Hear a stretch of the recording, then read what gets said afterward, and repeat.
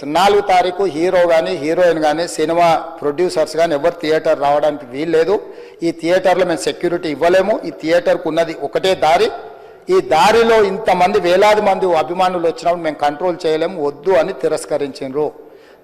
తిరస్కరించిన తర్వాత కూడా 4 తారీఖు 9:30 ప్రాంతంలో హీరో రావడం జరిగింది.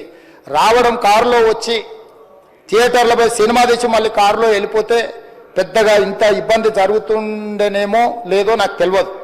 కానీ ఎక్స్రోడ్ చౌరస్తా కంటే ముందు నుంచే కార్లో రూఫ్ టాప్ ఓపెన్ చేసి రోడ్ షో చేసుకుంటే థియేటర్లో పోవడంతో ఆ చుట్టుముట్టుతున్న 7-8 థియేటర్లలో ఉన్న సినిమా అభిమానులు మొత్తం ఇక్కడికే రావడంతో వేలాది మంది జమ అయ్యారు. ఆ గేట్ ఒక్కసారి హీరో కారు లోపలికి పంపించడానికి ఆ ఉన్న గేటు తెరవడంతో వేలాది మంది ఒక్కటేసారి ఉప్పెనలాకి వచ్చారు. ఆ ఉప్పెనలో చనిపోయిన రేవతి, ఆమె కొడుకు, భార్య, భర్త, కూతురు వాళ్ళు అలాగైపోయి కొడుకు తల్లి ఒక పక్కన పోయి ఆ జనాల నుంచి తప్పించుకొని టికెట్ చేసుకొని ఆ తొక్కిసలాటలు హీరోను థియేటర్ లోపలికి తీసుకుపోవాలనుకున్న టైంకి అతను బండి మీద రోడ్ షో చేసి దిగేటప్పటికి వేలాది మంది హీరోను కలవడానికి చొచ్చుకొచ్చారు ముందుకు. అసలు అంటే ఈ రకమైన వాతావరణంలో అతన్ని లోపలికి తీసుకువెళ్ళాల్సిన సందర్భంలో అతను ప్రైవేట్ సెక్యూరిటీ ఇవాళ మనం ఫంక్షన్లలో బౌన్సర్లు అని మనం చూస్తూ ఉన్నాం. 50-60 మంది సరిగ్గా లెక్క తెలియదు, 50-60 అయినా అంటున్నారు, నెంబర్ 4 ఎక్కువ తక్కువ. ఆ బౌన్సర్లు అందరు మీదికి వచ్చే అందరు అభిమానులను విపరీతంగా అడ్డంగా ఎట్లా పడితే అట్లా తోయడంతో అటు నుంచి అభిమానులు హీరోని చూడాలి, కలవాలని ఒకవైపు నుంచి వాళ్ళని హీరో దగ్గరికే రానియొద్దని ఆయన ప్రైవేట్ సెక్యూరిటీ వెనక్కి నెట్టడం వల్ల ఈ తొక్కిసలాటలో హీరో థియేటర్కి వెళ్ళి లోపలికి వెళ్ళి చూసినాక పోలీసులు ఈ మొత్తం క్రౌడ్ని ఈ మొత్తం అక్కడ ఉన్న జమైన జనాలను అందరిని కూడా తీస్తే ఒక తల్లి కొడుకు అక్కడ శవాలుగా పడి ఉన్నారు. ఆ తల్లి అంత తొక్కిసలాటలు కూడా నేను ఆ వీడియో చూసిన ఆ తల్లి లోపలికి వచ్చినప్పుడు కొడుకు చేయి పట్టుకొని ఎంత జాగ్రత్తగా కొడుకుని తీసుకొని వస్తుందో తల్లి ప్రేమ ఎట్లుంటుందో అక్కడ నాకు చూసి నాకు అర్థమైంది.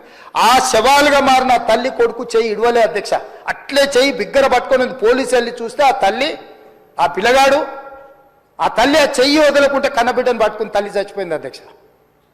అట్లాంటి సిచ్యువేషన్లో పోలీసులు తల్లిని కొడుకుని హాస్పిటల్కి అక్కడ ఫస్ట్ ఎయిడ్ ట్రీట్మెంట్ చేసిండ్రు. పోలీసులు ఏం డాక్టర్లు కాదు, హుటాహుటిన తరలించిండ్రు. హాస్పిటల్కి వెళ్ళిన తర్వాత తల్లి చచ్చిపోయింది, పిల్లోడు కోమాలు ఉండు. ఆల్మోస్ట్ పోలీసులు పిల్లవాడు కూడా చచ్చిపోయింది అనుకున్నారు. బ్రెయిన్ డెడ్ అయింది, ఆక్సిజన్ అందక ఆ అబ్బాయికి. సో ఆ సిచ్యువేషన్లో వెనక్కి పోలీసులు వచ్చి హీరో గారికి విషయాన్ని తెలియజేసి హీరో గారు వెళ్ళిపోతే హీరో ఎందుకు వెళ్ళిపోవాలనుకున్నారు పోలీసులు అంటే ఇంకా వేలాది మంది అభిమానులు అక్కడనే ఉన్నారు. హీరో గారు థియేటర్లో కూర్చొని ఉండడం వల్ల సినీ ప్రముఖులు ఉండడం వల్ల ఈ బయట జమైన వేలాది మంది అభిమానులు అక్కడ నుంచి పోకుండా అక్కడనే ఉండడంగా థియేటర్ లోపల కూడా బాల్కనీలో టాప్ బాల్కనీలో హీరో కూర్చుంటే కింద నేల కింది నుంచి పై వరకు వెనక్కి తొక్కుట పైకెక్కి హీరో చేతులు కలపాలని కోతులు ఎగబడ్డట్టు కోట మీదకి కోతులు ఎగబడ్డట్టు ఉల్టా పైకి తొక్కిసలాట జరిగింది అధ్యక్ష. థియేటర్ వాళ్ళు పోలీసులను హీరో దగ్గరికి వెళ్ళి చెప్పడానికి కూడా అనుమతి ఇవ్వకుండా థియేటర్ వాళ్ళు పోలీసులను బ్లాక్ చేశారు అధ్యక్ష. ఎప్పుడైతే హాస్పిటల్లో తల్లి చచ్చిపోయిన పిల్లగాడు కూడా ఆల్మోస్ట్ చావు నోట్లో ఉన్నాడు అని తెలిసి పోలీసులు వచ్చి ఏసీపీ వెళ్ళి చెప్పడానికి పోతే థియేటర్ సిబ్బంది లేదు హీరో దగ్గరికి వెళ్ళడానికే వీళ్ళదని చాలాసేపు పోలీసులను కూడా హీరో దగ్గరికి పోనీయలేదు అధ్యక్ష వాళ్ళ ప్రైవేట్ వీళ్ళు. చివరికి ఏసీపీ కోపం వచ్చేసి మిమ్మల్ని అందరిని తీసి లోపల వేయాల్సి వస్తుందని చెప్పిపోయి హీరోకు ఏసీపీ క్లియర్గా ఇద్దరు చనిపోయినరు.